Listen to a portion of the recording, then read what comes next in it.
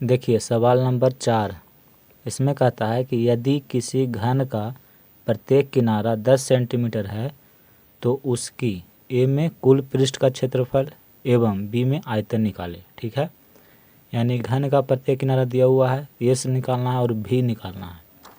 तो सवाल नंबर 4 को यहाँ पे सॉल्व करते हैं। पहले एक घन बनाएंगे।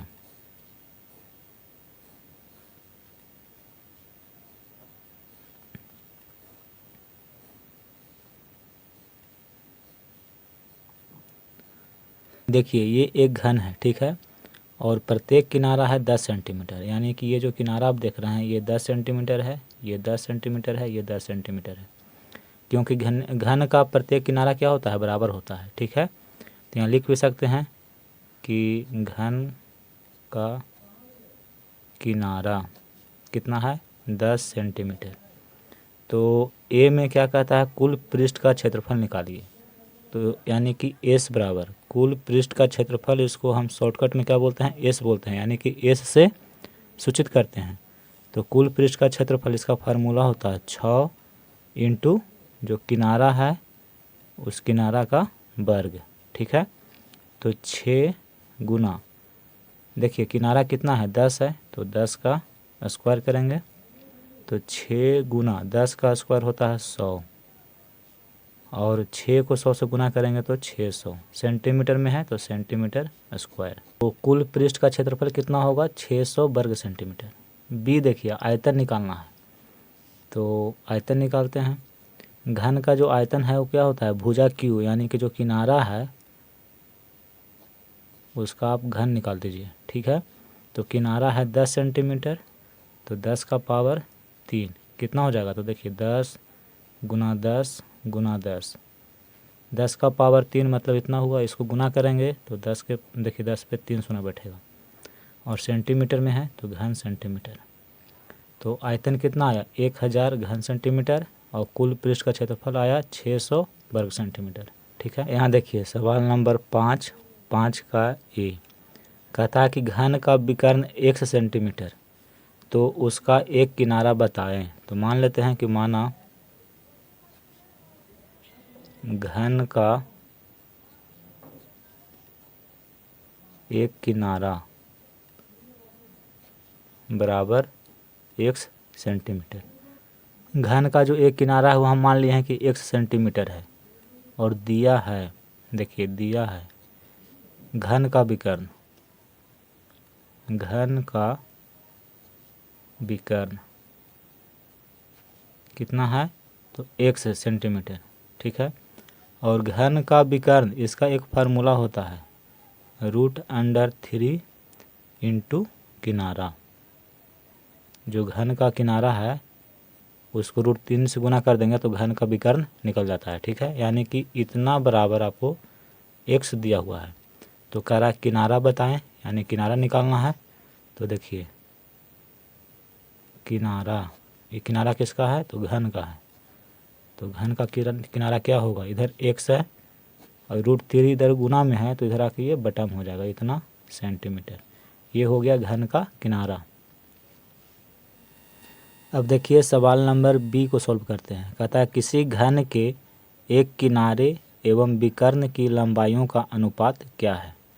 तो यहाँ पे देखिए पहले हम मान लेते हैं कि माना घन का एक किनारा बराबर एल। ठीक है, किनारे को हम मान लिए हैं कि जो घन का किनारा है वो एल इकाई है, तो घन का विकर्ण कितना होगा, घन का विकर्ण, घन का विकर्ण एक फार्मूला होता है √3 इंटू किनारा, तो किनारा इसका एल है, तो √3 एल, ये क्या हो गया, घन का विकर्ण हो गया। ये सूत्र है, ठीक है, इसको आपको याद रखना है। तो कहता है कि अनुपात निकालिए, तो अनुपात निकालते हैं। देखिए एक किनारा क्या है, एल है, और घन का विकर्ण क्या है, √3 एल है। तो देखिए एल से एल कट जाएगा, तो ऊपर कुछ नहीं है तो 1 है, और नीचे √3 है, यानी कि 1:3। तो ऑप्शन 2 इसमें जो देख रहे हैं इसमें 1:3 है, तो ये आपका सही हो जाएगा। ठीक है, सवाल नंबर 6 देखिए, इसमें कहता है कि एक 2 मीटर लंबी भुजा वाले घन से 1 मीटर लंबी भुजा का घन काट लिया गया।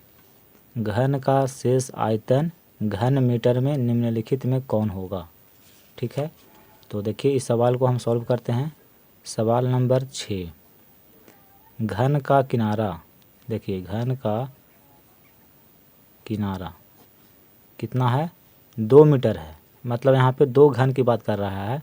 एक घन का किनारा जो है वो 2 मीटर है। यहाँ पे लिख लीजिए कि पहला जो घन है इसका किनारा 2 मीटर है, और एक और घन है, दूसरा घन,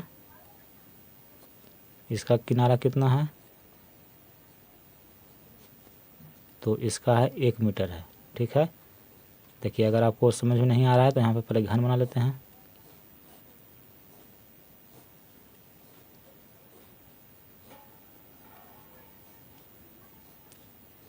ये एक घन है और एक और घन है।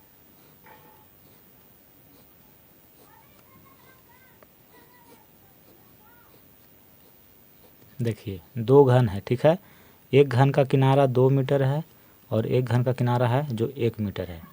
तो कहता है कि एक 2 मीटर लंबी भुजा वाले घन से 1 मीटर लंबी भुजा का घन काट लिया गया। इसमें से इतना जो घन है इतना काट लिया गया है, तो जो शेष घन में का जो आयतन बचा हुआ है वो निकालना है। तो कैसे निकालेंगे, पहले इस घन का आयतन निकालेंगे, घन का आयतन निकालेंगे। तो इसका आयतन कितना हो जाएगा, तो देखिए आयतन हम जानते हैं कि भुजा क्यू होता है, तो भुजा है 2, तो 2 का पावर 3 कितना हो जाएगा, 8 मीटर में है, यानी कि घन मीटर। यानी कि इस घन का जो आयतन है वो कितना है, 8 घन मीटर है। और इसका आयतन निकालिए, तो इसका आयतन निकालेंगे तो भुजा का क्यू होता है, यानी 1 का पावर 3 हो जाएगा, यानी कि 1 घन मीटर। यानी कि इसका आयतन है 1 घन मीटर और इसका आयतन है 8 घन मीटर। तो क्या करेंगे कि इसमें से इसको घटा देंगे, बाकी जो बचेगा शेष घन का आयतन बचेगा। तो यहाँ लिखेंगे कि शेष घन का आयतन बराबर, तो जो पहले घन का आयतन है कितना है, 8 है, उसमें से घटा दीजिए इसका, तो इसका घन का आयतन 1 है, तो 8 में से 1 घटा देंगे तो 7 बचेगा, यानी कि 7 घन मीटर। तो देखिए इसमें से कौन सा ऑप्शन है, देखिए तीसरा ऑप्शन आपका सही है।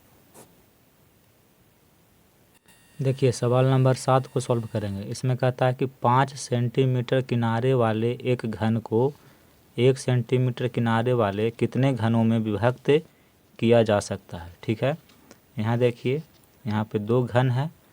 पहला घन है, इसका किनारा है 5 सेंटीमीटर। ठीक है, और एक घन है, इसका किनारा है 1 सेंटीमीटर। तो कह रहा है कि इसमें से ऐसे ऐसे कितने घन बनेंगे। ठीक है, ये आपको निकालना है। तो देखिए डायरेक्ट इसको बनाते हैं, घनों की संख्या। ठीक है, तो ये जो घन है पहले इसका आयतन निकालिए। तो इसका आयतन निकालेंगे तो क्या होगा, 5 गुना 5 गुना 5। लंबाई 5 है, चौड़ाई भी इसकी 5 है और ऊंचाई भी 5 है।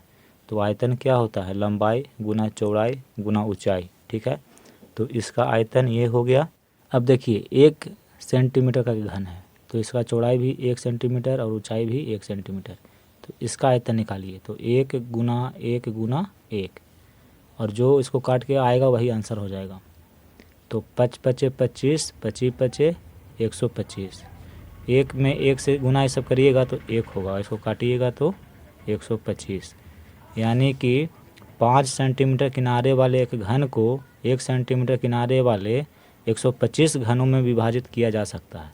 तो इसमें देखिए ऑप्शन नंबर 5 ये सही हो जाएगा।